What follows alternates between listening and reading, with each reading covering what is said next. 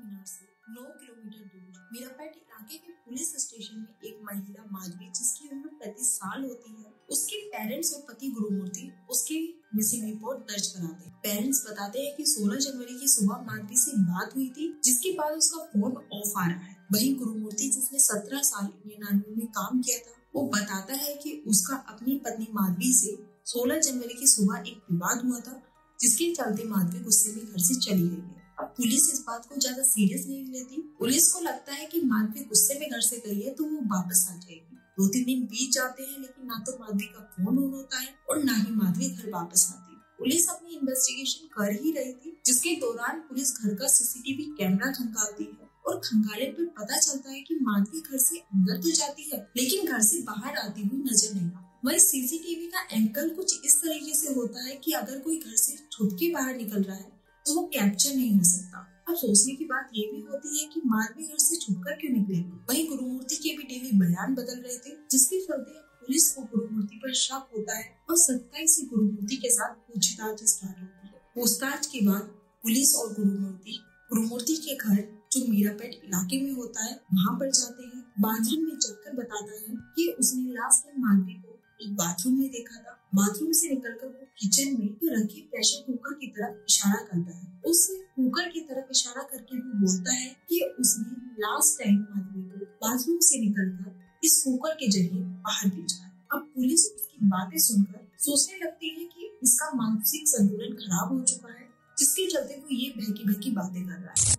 इस वक्त मैं यूट्यूब चैनल क्राइम की कहानियां मैं निकिता आपके लिए लेके आती रहूंगी। क्राइम की को सर्चिंग करना है, चैनल पर नए हैं, चैनल को जल्दी से सब्सक्राइब कर लीजिए। तो आज की घटना हैदराबाद की माधवी मर्डर केस पर है। कैसे एक पति अपनी पत्नी, जो 2 बच्चों की माँ होती है, करीब 12 साल से उसके साथ रहती है, कैसा घिनौना अपराध करता है। ऐसा अपराध जिससे दिल दहल जाता है, रोंगटे खड़े हो जाते हैं। तो चलते हैं आगे इस घटना की ओर। गुरुमूर्ति, जिसने 17 साल तक इंडियन आर्मी में काम किया था, देश की सेवा की थी, अलग अलग जगह जिसकी पोस्टिंग होती थी वो वहाँ पर जाकर काम किया करता था। 2020 में नौसेना सूबेदार की पोस्ट से रिटायर्ड हो जाता है। अब रिटायर्ड होने के बाद वो DRDO में सिक्योरिटी की पोस्ट पे काम करने लगता है। बैकग्राउंड अच्छा था, जिसकी वजह से उसको आसानी से जॉब मिल जाती है। DRDO एक ऐसी जगह होती है जहाँ पे डिफेंस की चीजों की रिसर्च होती है और वहाँ काम कर रहे हर एम्प्लॉय की एक तरह से छानबीन होती है। अब गुरुमूर्ति वहाँ पे काम करने लगता है। जिस टाइम वो आर्मी में काम किया करता था, उस वक्त 2012 में उसकी शादी वीर वेंकटा माधवी के साथ हो जाती है। जिंदगी काफी खुशहाल चल रही थी। इसी बीच 2 बच्चे हो जाते हैं और बच्चों के साथ वो लोग हैदराबाद के मीरापेट इलाके में शिफ्ट हो जाते हैं।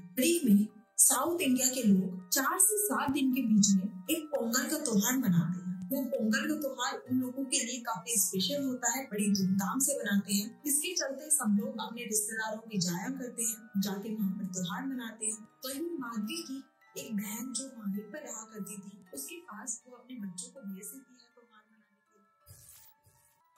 2025 की सुबह माधवी की बात अपनी माँ सुमम्मा के साथ होती है। माधवी अपने मायके में दिन में 2 बार कॉल किया करती थी, जिसके चलते माधवी की माँ दोपहर में उसे फोन करती है, लेकिन माधवी का फोन बंद आता है। अब माधवी की माँ को लगता है कि त्योहार है जिसमें बेटी बिजी होगी, इसलिए फोन बंद आ रहा है। लेकिन जैसे ही वो शाम को रात में दोबारा कॉल करती है, तब भी माधवी का फोन बंद आता है। अब माधवी की माँ को कुछ अच्छा नहीं लगता, जिसकी वजह से वो अपनी जमाई गुरुमूर्ति को कॉल करती है। जैसे ही वो अपनी बेटी के बारे में पूछती है, गुरुमूर्ति बताता है कि उसका माधवी के साथ विवाद हुआ था, लड़ाई हुई थी पोंगल पर घर न जाने की वजह से, जिसकी वजह से माधवी गुस्से में घर से चली गई। अब ये बात माँ को अजीब तो लगती है, लेकिन फिर वो सोचती है कि गुस्से में घर से गई है तो थोड़ी देर बाद वो घर वापस आ जाएगी। तो अगला दिन बीतता है, ना तो माधवी का फोन होता है और ना ही माधवी घर वापस आती है। रिश्तेदारी में पूछताछ होती है, लेकिन किसी को भी माधवी के बारे में कुछ पता नहीं होता, किसी का भी माधवी के साथ कोई भी संपर्क नहीं होता। अब 17 तारीख बीत जाती है, 18 तारीख आ जाती है, जिसमें माधवी के पेरेंट्स गुरुमूर्ति के घर हैदराबाद के मीराटेक इलाके में पहुंच जाते हैं और गुरुमूर्ति को लेकर वहाँ के पुलिस स्टेशन में माधवी की मिसिंग रिपोर्ट दर्ज कराते हैं। पहले तो पुलिस इस मामले को थोड़ा हल्के में लेती है, लेकिन जैसे जैसे माधवी को कुछ पता नहीं चलता, पुलिस घर में लगे कैमरे को खंगालती है। अब जैसे ही कैमरा खंगाला जाता है, पता चलता है कि माधवी घर से जाती हुई तो नजर आती है, लेकिन घर से बाहर निकलती हुई नजर नहीं आती। कैमरे का एंगल कुछ इस तरीके से भी होता है कि अगर कोई छुपकर घर से निकले तो वो कैप्चर नहीं हो सकता। लेकिन सोचने की बात ये भी थी कि माधवी अपने ही घर में छुपकर क्यों निकलेगी। वहीं गुरुमूर्ति के भी बयान बदल रहे थे, जिस पर पुलिस थोड़ी सख्ताई से उससे पूछताछ करती है। तब गुरुमूर्ति पुलिस के साथ घर जाता है, जहाँ पर वो बाथरूम के अंदर जाता है और बोलता है कि यहाँ पर लास्ट टाइम उसने अपनी बेबी को देखा था। बाथरूम से निकलकर वो किचन में जाता है और एक प्रेशर कुकर की तरफ इशारा करता है। वो बोलता है कि इस कुकर से माधवी निकलकर घर से बाहर निकली। अब ये सुनकर पुलिस थोड़ी सी सन्न रह जाती है कि आखिरकार गुरुमूर्ति बोल क्या रहा है। पुलिस को लगता है कि इसका मानसिक संतुलन ठीक नहीं है, लेकिन जैसे जैसे गुरुमूर्ति अपना बयान देता है पुलिस के रोंगटे खड़े हो जाते हैं। जनवरी 2025 की सुबह माधवी और गुरुमूर्ति घर पर अकेले होते हैं। माधवी पोंगल के लिए अपने मायके जाना चाहती थी, जिसके चलते गुरुमूर्ति से पूछती है। गुरुमूर्ति मना कर देता है। अब माधवी किसी बात पर टोंट देती है उसे और गुरुमूर्ति गुस्से में उसके साथ हाथापाई करता है और तेजी से उसका गला दबा देता है, जिसके चलते माधवी की मृत्यु हो जाती है।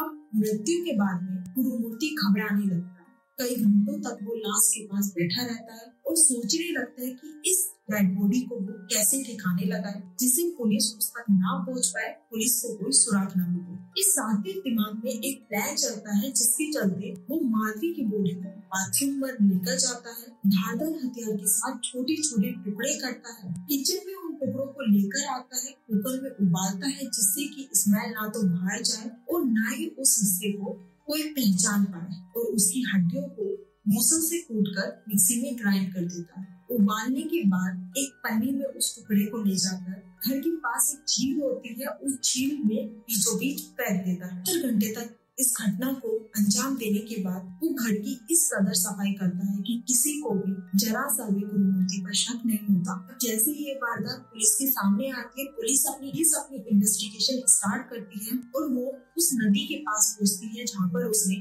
इस घटना को अंजाम दिया था। लेकिन पुलिस को वहाँ पर कोई सुराग नहीं मिलता। पुलिस अपनी फॉरेंसिक टीम को बुलाती है, घर की छानबीन होती है। पुलिस के पास अभी कन्फेशन के अलावा कोई सॉलिड प्रूफ नहीं है। फॉरेंसिक टीम जांच के लिए कुछ सैंपल्स लेके गई है, लेकिन अभी तक उसकी रिपोर्ट नहीं है।